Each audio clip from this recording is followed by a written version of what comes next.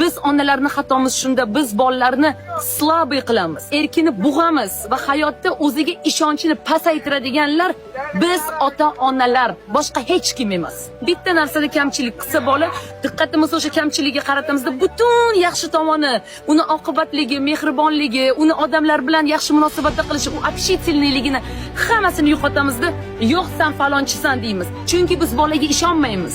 Biz bolani o'z holiga qo'ymaymiz. Biz bolani haddan ortiq, haddan tashqari kletkada ushlashni, pram chegarani ichida ushlashni, bug'ib turishni yaxshi ko'ramiz. Nima qilding? Nima qo'yding? Qanaqa bo'ldi? Nima qilding? Atpusti, mazza qilsin, zavqlansin. Ishi bilan birgalikda o'zing ham kayf qil.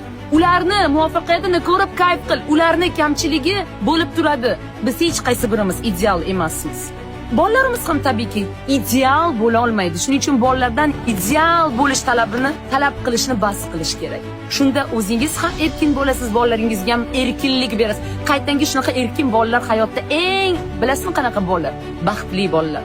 Chunki ularning ichida hech qanaqa vijdon azobi degan tushunchasi bo'lmaydi.